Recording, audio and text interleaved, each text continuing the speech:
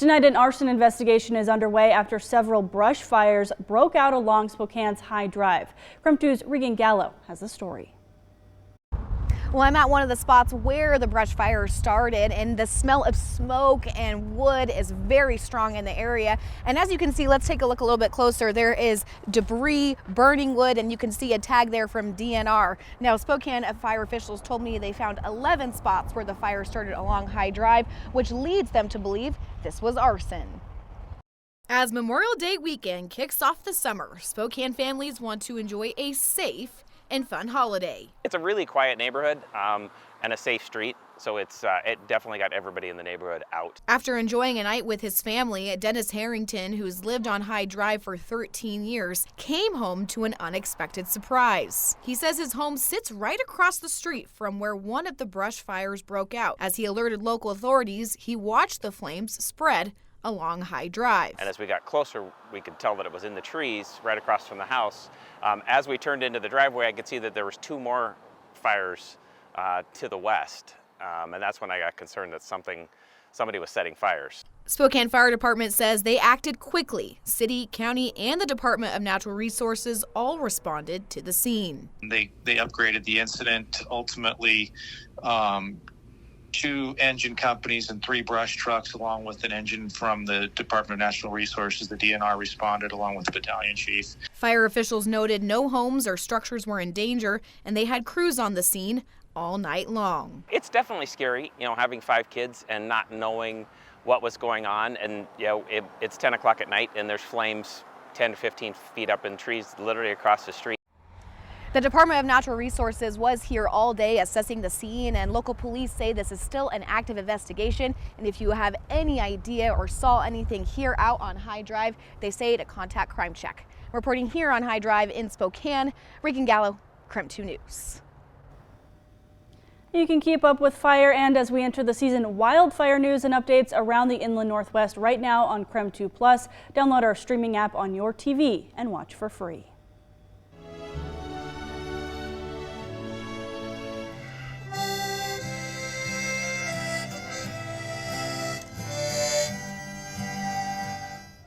On this Memorial Day, we remember the family and friends who died serving their country. This was the scene at a ceremony near Coeur d'Alene earlier today. The ceremony was organized by the Pappy Boyington Marine Corps League. Speakers at the event reminded those in attendance Memorial Day is more than a day off from work or school. This day is more than just a promise of summer. It is a deeply significant occasion to honor the brave individuals who made the ultimate sacrifice for our country. Take a moment to feel the quiet respect that surrounds us. This is a day set apart. Now, this ceremony mirrored scenes across the region and across the country as people from all walks of life remember the lives we've lost. Across the nation, Americans welcomed the unofficial start of summer while also pausing to remember the country's fallen heroes. Jared Hill has a look at Memorial Day commemorations from Washington to New York.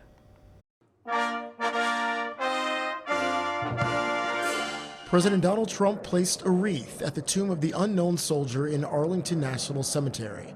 He took a moment of silent reflection before addressing the nation's Gold Star families. For the families of the fallen, you feel the absence of your heroes every day. Nearly a quarter century since the September 11th attacks, Vice President J.D. Vance said U.S. leaders must be cautious in sending troops to war. The very best way to honor the fallen is to only ask the next generation to make the ultimate sacrifice when they absolutely must. Across the country, Americans marked the holiday with parades and flowers. In Kentucky, a field of poppies is a symbol of remembrance. Along New York's Hudson River, a ceremony at the Intrepid Museum, a transformed aircraft carrier, marked the sacrifice of the nation's military families. Ceremonial wreaths were placed in the river and service members unfurled a giant flag. Overhead, a salute in the symbolic missing man formation, a single aircraft splitting away. We should always remember, my brothers and sisters who never came home. I did 3 tours. On the first one, 2 men did not come home. We got lucky the second time, and on the third one, a man died also. Oh, say At Washington's Vietnam Memorial and in a parade along Constitution Avenue, tributes and salutes to those who fought for their nation and never made it home. Jared Hill, CBS News, New York.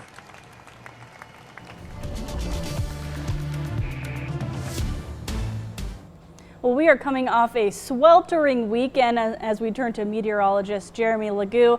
Sounds like we have more heat on the way, Jeremy. Yeah, it was just a little bit of a preview of what is to come, and today was no slouch. A beautiful scene a little bit earlier, but when it comes to temperatures, we were warm. 72 in Spokane, up near 80 in Pasco and Lewiston, even Wenatchee mid-70s across most of central Washington, and near 70 across most of the inland northwest. All of our showers have moved out, and seriously, there is not much to talk about. We have a couple of clouds moving their way through this evening, and that winds up being about the extent of our cloud cover. We'll see a little tomorrow, but by the time we get to Wednesday, nothing but sunshine. Thursday offers a possibility for a round of showers moving through. I think we have a much drier atmosphere than we did, but we're going to discuss the similarities between Thursday and today coming up in your full forecast. But for now, 75 degrees tomorrow, 87 on Wednesday, likely the warmest day we've seen so far this year. And then Thursday, that chance of showers moves in. A reminder for you, because of the holiday, garbage, recycling, and yard waste services will be a day late all week. That's for Spokane and Coeur d'Alene. If you have trash pickup scheduled today, it will be picked up tomorrow. It will then continue to be a day later all week. So Friday's trash pickup is on Saturday. And it is time for your Night Beat with a quick look at today's top stories. A developing story tonight in Nez Perce County. A man is in the hospital with severe injuries after a rollover crash. It happened just north of Lewiston.